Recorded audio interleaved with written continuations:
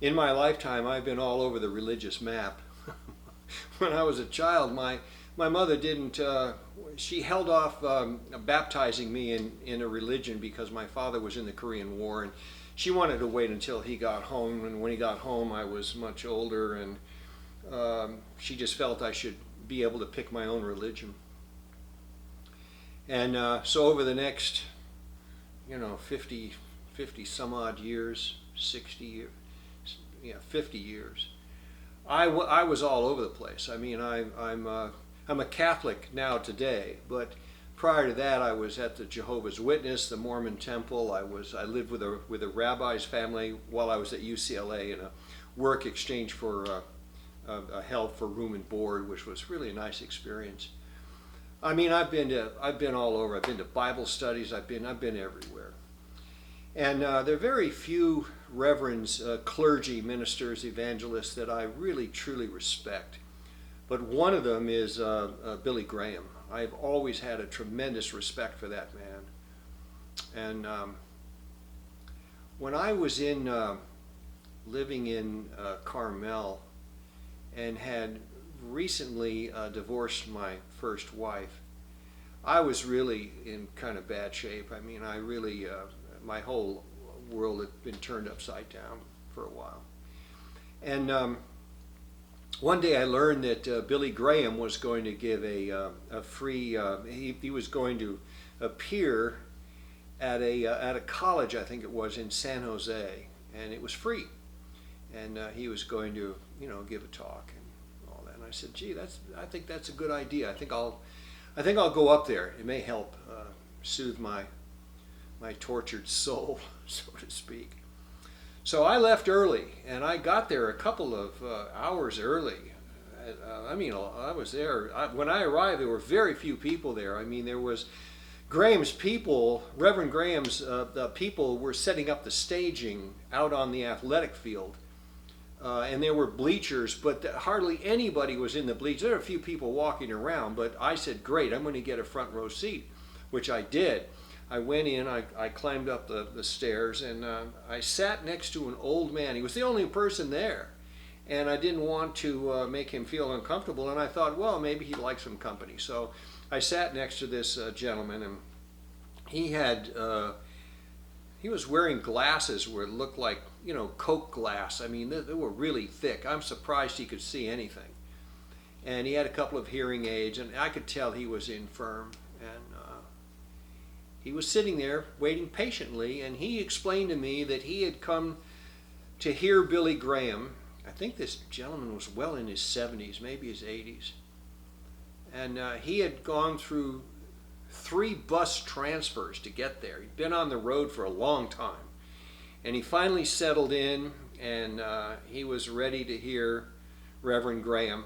And I got to talking with him. I really liked him. We really got along famously. And while we were talking, the stands were filling up. I mean, I'd look around, I'd see more people coming, more cars out in the parking lot, more people entering the bleachers, and they were filling up. And then all of a sudden the stands were full, and you could see that we were about probably 10, 15 minutes away from Reverend Graham appearing. And that's when an usher walked up to me and this older gentleman and asked us for our seating tickets. And I said, well, we don't have any tickets. We understand this is free. He said, well, yeah, it is free, but you're in a reserved section. I said, what do you mean a reserved section? He then pointed at some ribbons that they had, wrapped around a very small section of seating in the front, maybe the first 10 rows, say, and maybe 20 wide. And he said, this section is reserved seating. And I said, well, it wasn't reserved when we got here. We've been here for a couple of hours. He said, well, it is now. You'll have to sit somewhere else if you don't have reserved tickets, seating tickets. And I said, well, where are we supposed to sit? The place was packed. So he points up to the top of the bleachers, and he said, well, I see there's some seating up there. And I said, wait a second. Let me explain something to you. This gentleman that I'm with, he traveled for for several hours to get here. He went through 3 bus transfers. He's hard of hearing, he's hard of seeing, and he came here specifically so that he could see and hear Reverend Graham. And if he goes up there at the top seating, he's not going to be able to hear anything. And he's been on the road for several hours. And this guy wasn't budging. He said, well, he was nice. He said, well, there's a lot of people who travel and a lot of people who are hard of blah, blah. But it is still, you need to have these, tickets. And that's when I made a big mistake. I look back and I say, I'm sure I'll be held accountable for it maybe. But I said, listen, I'm with the press. I'm not with him. I met him here, but I'm specifically was sent here by the press to cover this event. And I can assure you that I'm going to mention this because I don't recall there being any reserved seating at the Sermon on the Mount. There were some people around me that heard that and say, yeah, he's right. So that's when the usher said, wait a second, sir, hold on a second. Let me go talk to my boss.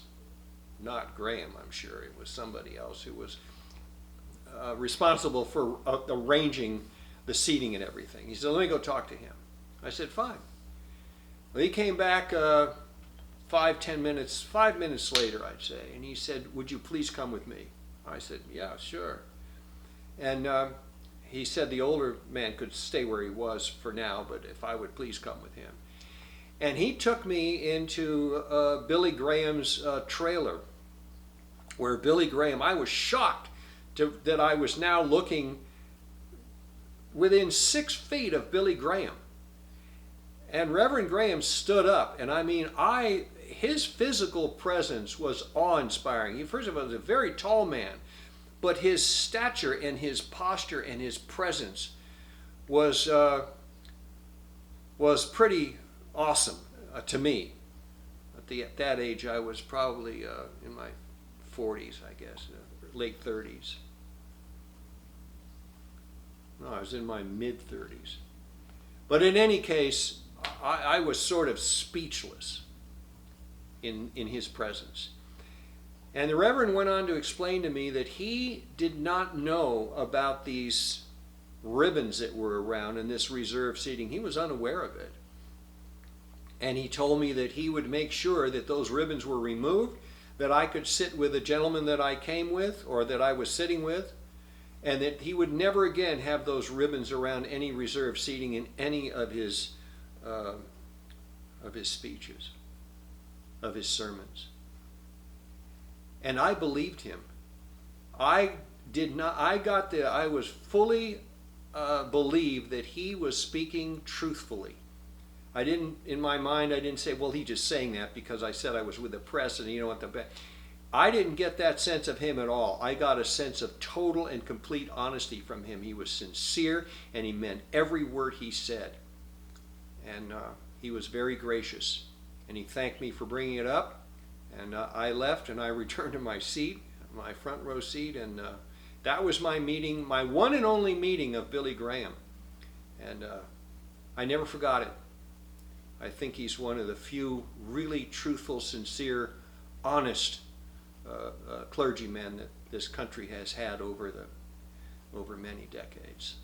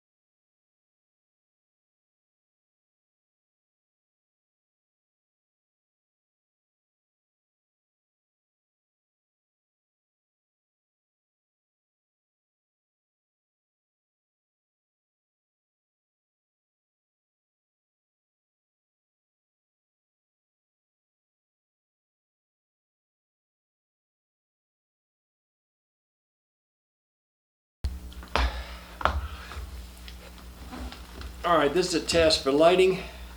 We got this side. We got these lights over here. Do you have any in the glasses? Sound check.